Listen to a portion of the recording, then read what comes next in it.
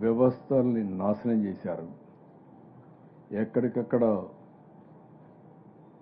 ఇలాంటి నేను ఒక్కసారి కాదు 5 ఏళ్లు పోరాడాం.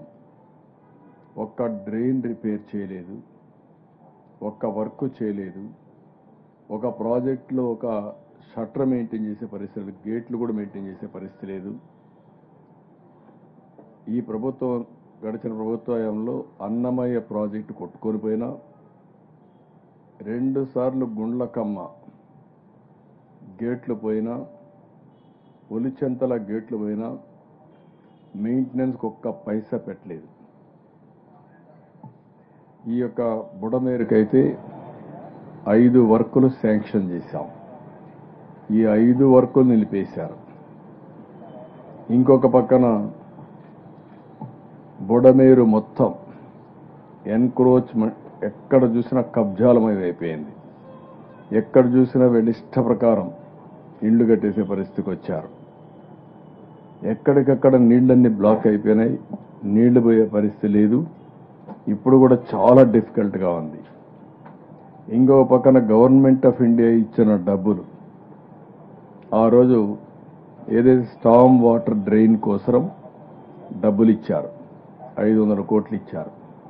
ఆ 500 కోట్లలో 100 కోట్లు ఎంతో ఖర్చు పెట్టాం. అప్పుడు మిగిలిన డబ్బులు ఉన్నాయి, డబ్బులు ఖర్చు పెట్టకుండా దాన్ని నిర్లక్ష్యం చేశారు.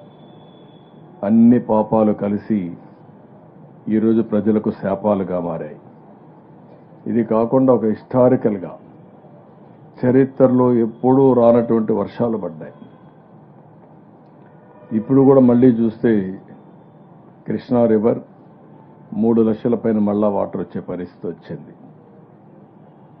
దీంతో హిస్టారికల్ హై, ఎప్పుడూ రానంత వాటర్ కృష్ణా రివర్లో రావడం, కృష్ణా రివర్ కూడా పొంగడం, గత ప్రభుత్వం చేసిన పాపాలతో ఈ వాటర్ అంతా కూడా బుడమేరు వాటర్ అంతా ఇక్కడ రావడం ఇప్పటి వరకు 7వ రోజు.